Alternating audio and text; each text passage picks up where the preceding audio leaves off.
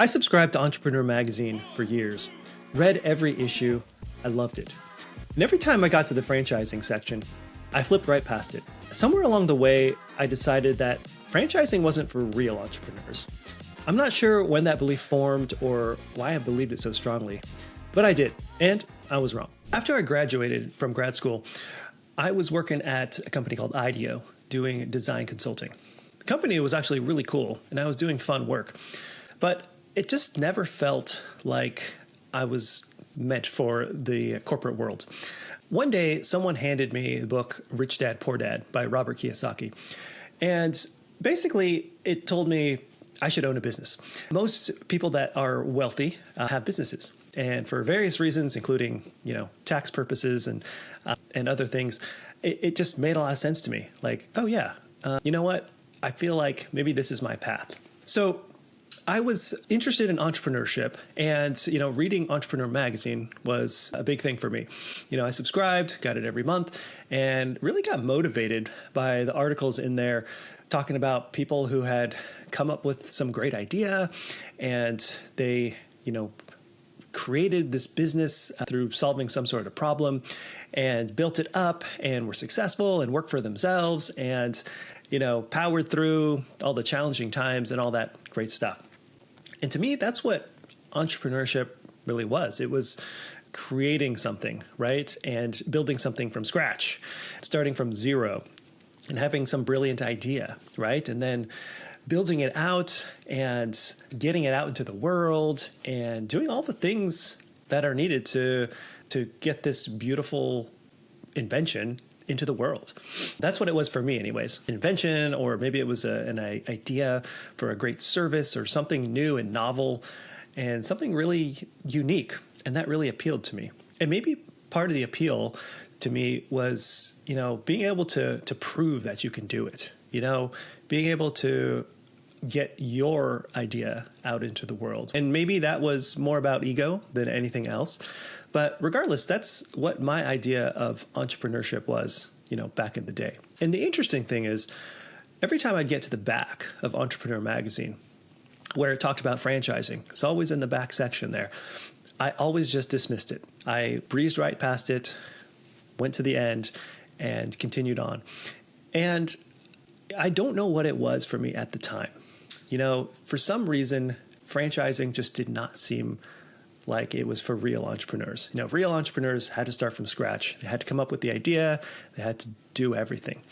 And so for me, I don't know, franchising was like, well, you're given this business that's already done for you. And this is something that, you're not creating yourself. I don't know, it felt a little bit like cheating or something like that.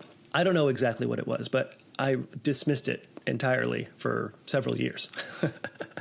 And I knew that I was going to create my own business. And so I did. So it wasn't that franchising was particularly intimidating. It was just that it was like cheating. It wasn't for real entrepreneurs. So in my hunt to have some brilliant idea and start a business of my own, I discovered a need that I had for myself, which was oftentimes I would be out and about in the world, going to work or on vacation, and I would have an idea in my head and something I would love to jot down somewhere, right? And take a note. And this was back in 2004, 2005. So this is before the iPhone. But this was PDAs, Palm Pilots and such, were a thing. But I wanted to be able to write a note quickly to myself. And I was always looking for like a pen and some paper. And so the idea that came to me was something that eventually turned into the Pico Pad. This is a credit card size notebook with a little pad of sticky notes and a tiny little pen. And this thing is super cool because this pen comes out. You're able to take notes on the go. And so, you use this product. I, created some prototypes and I took it with me wherever I went. The beauty of it was that it fit in my wallet, and because I carried my wallet with me everywhere I went. And I had a little pen, and the pen was really the key because this thing was so tiny because it would fit in your wallet. You'd have paper, sticky notes, and the pen was actually usable because of these little wings that folded out. So I prototyped it. I took it with me on vacations and trips and obviously everywhere out of the house. And I found it really useful. Use it for just taking notes here and there. And thought this was going to be it, right? This was going to be my multi-million-dollar idea, my pet rock that I was going to have out there in the world, and, millions of people would buy it and I'd be set for life. Well, it didn't happen exactly like that. So I had this product that I had prototyped, and I decided, you know what, I'm going to go all in on this, right? So I wrote my own patents. I got manufacturing set up overseas to build these out. I got the logistics figured out with a warehouse and a place to do distribution. I did all the marketing myself. I had someone do the branding for me, but then I did all these trade shows and exhibited all over the country. I did a lot of things. And for what it was worth, things went pretty well, actually, given that this product was only a couple dollars when it sold at retail. And I ended up getting into several different retailers, a lot of them small mom and pops across the country. I even ended up getting into some big retailers like the Container Store and Barnes & Noble. I also sold online, like through Amazon and other e-commerce sites, as well as my own website. And so all in all, things went pretty well. In fact, I actually got into Entrepreneur magazine. I was featured there for this particular product, which was really cool because I had been reading about all the other entrepreneurs, years before me. So, things seemed great on the outside. And for what it was worth, I think the business did pretty well for such a small product at such a low price point, because I had to sell a lot of these things to make real money. But I learned a couple really valuable lessons along the way here. So one was that I have to sell a lot of these products, right? So volume was key, and I had to do a lot of marketing, a lot of these shows to try to get into retail. I never did any paid advertising online or anything like that. But what I found was that the retailers I was working with were wanting more products, right? And so what I didn't realize at the time was I was creating a distribution channel, not so much about selling one product that I was hoping was going to be this home run. Turns out it was like a single or maybe a double.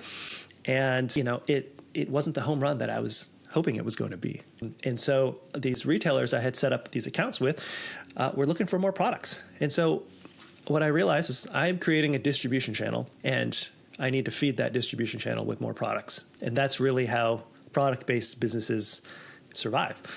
So at least if you're selling, through retail. And so I really didn't want that kind of business. So I didn't have a whole line of products or anything else that I wanted to add. I did create one or two more products, which I brought to market, but I really wasn't as passionate about them. And so, yeah, it was doing fine. I even did a custom printed version for companies to have their logos printed on them. They could give away at trade shows or use as gifts. So things were okay. And then in 2007, something called the iPhone came to market, and I basically saw the writing on the wall. You've got your phone and everything on it, like the Palm Pilot was now merged with the phone, and I could see the need for my product, going by the wayside. Except for people who don't want to accept new technology and maybe use, their pen and paper forever, which actually was true for many people. I did get orders online for quite a few number of years after that. But I could see that this wasn't going to be something that was going to be super successful. It wasn't going to be that home run. So I decided that I'm just going to do some consulting on the side, which is what I had been doing kind of all along anyways. And I started to focus more on the consulting bit and just kind of have this product, this Pico Pad, kind of go on autopilot and just kind of sell what I had in inventory. I learned a lot of lessons. It was a really good experience for me. I did learn a ton through the process. But of course, I wasn't making the money that I had hoped. If you're at the same place I was, just starting to take franchising seriously, I put together a guide called the Franchise Fit Playbook that walks you through how to evaluate whether this is even the right path for you. You can grab it free at athletetoowner.com/playbook. Now back to the segment. And then we moved to Seattle for my wife's work. She got a new position for the company she was working for, and I could bring my business anywhere. So, because I was just doing consulting, and of course, this business with Pico Pad was something I could bring anywhere. And when we moved to Seattle, I decided, you know what, I'm kind of tired of doing this business with the Pico Pad. I know it's not going to go anywhere, so I really want to do something different. I'm either going to get an MBA and do, I don't know what else, more consulting, I guess, or I'm going to start another business. And I really like the idea of having a partner, but I didn't know anyone that was looking to start a business or that had an idea. And I like the idea of having a partner because, I was doing that first business 100% on my own. And I like the idea of being able to collaborate with someone and just, not have, full responsibility for every single decision that needed to be made and all that. And it would just be more fun. And I wanted to scale it, right? I wanted to build something bigger than just myself. And that's when the idea of franchising came back to me. And I looked back in these entrepreneur magazines, which I was still getting. And I was like, yeah, you know what? This franchising kind of makes sense. You have a built-in partner, essentially, right? You've got this organization, this company that exists and has a proven system. They have processes in place. And all I have to do is execute on the plan. So yeah, that makes a lot of sense to me. And so I started looking into franchising by hiring a franchise consultant, a franchise coach. And this is someone I had found that kind of randomly, he lived in Canada. And so I never actually met him. I still haven't met him. But he took me through this process of searching for franchises. And so his name is Mason. Thank you, Mason, for your help. Mason took me through the process, and he started with getting to know me and my wife. We were both part of the process. Even though my wife wasn't going to be a part of the business, we know this was going to be a big expense, a big investment, and there were a lot of decisions to be made, and wanted to make sure we did it right because it was going to affect, our lifestyle and our finances. So we did this together, which I'm glad she was a part of. And so started with an introduction, and then he did this really deep dive interview with me where we took a survey and answered a lot of questions about our goals, our interests, how much money we wanted to make, what do we want our lifestyle to be like, what are our interests, like what do we do for fun, and are there any certain areas that you want to stay away from or that you maybe are more excited by. And so after completing all of that, he found us a few different options, and we went through the process of exploring those options, talking to the franchisors, and we went through the whole thing, and I ended up with buying a ShelfGenie franchise. And that's the business that I started from scratch in Seattle. And I grew to 12 territories, did over $4 million in sales. And it was an amazing business. I had a full team of employees, of designers and installers, and I had a manager. And the business was amazing. I didn't hit the home run in the first business. But in this one, I feel like I did. It wasn't, I'm not going to sugarcoat it and say, it was super easy from the beginning, but I had to put a lot of work into it. I started from ground zero, but I followed the systems. I followed the processes, and I had challenges that came up. I hired the wrong people. I had to figure it all out. But at the end of the day, I built a really great business with a really great team. And I was making way more money than I ever thought I could with this type of business. And I was able to, go to my kids' softball games, practices, and, never miss any of those, really critical family events because I felt like I owned my time. It took me years to get there, but, I was living the dream, loved it. And of course, I sold that business back in 2024, and now I'm doing this, which is helping other people get into franchising. This is my retirement job, which is, being able to share the knowledge and the experiences that I've had to become successful in franchising. This is my way of being able to pass it on to others because I had such a great experience in franchising. And I know not everybody does, but I feel like this is a mission of mine to be able to share what I've learned with others, to help others succeed in franchising and help others achieve their financial goals and their lifestyle goals, because it's truly a life-changing event that can't happen for people. And I want to help people get there. So this is a little embarrassing, I have to admit. I poo-hooed franchising for years and didn't think that it was for real entrepreneurs. I thought you had to start from scratch. You had to do it the hardest way possible to be legit. But I was totally wrong. Starting a franchise business is just as good as starting from scratch. It's different, right?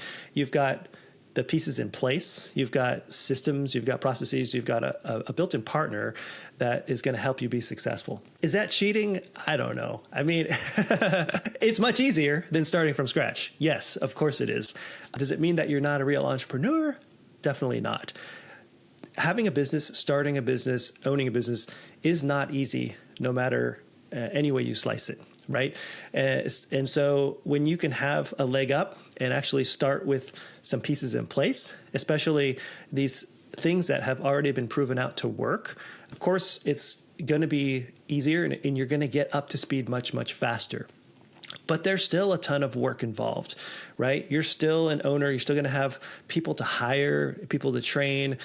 You're going to have issues that come up. You're going to be learning a lot. And that's going to be the same no matter what. But here with franchising, you have support, right? You've got things that are provided to you, which makes it way more accessible to more people. You don't have to have that spark, that initial idea to be successful, but you do have to have the drive. You do have to have the desire to be successful and the willingness to learn new things, listen to the franchisor, follow systems, follow the processes. That's critical, right? And when challenges come up, you have to be willing to keep going at it. You got to have that enough grit that you're going to keep going forward and get back up each time you get knocked down. And owning a franchise was a really amazing experience for me, from a personal development standpoint as well, and just learning how to be a better leader and a better owner. So yeah, franchising, I got to say, is fantastic. It's not going to be for everybody. Business ownership isn't going to be for everybody. But I will say that, for those that, want to build it from scratch, do it yourself, and you're afraid of giving up control and you want to have control over everything and do everything yourself, hey, have at it. I wish the best of luck to you. And that's certainly a path for some people. And for those that are looking for something that's a little easier, a little more accessible, and you want to not have to think about every single aspect of the business, but have a partner who you can trust and rely on and take care of some of the things, such as having a business model and a business systems and processes in place, which allows you to focus on the more important aspects of the business, like marketing and sales and your team and the customers, then franchising is an amazing route. And I'd highly recommend you take a look if that's something that's of interest to you.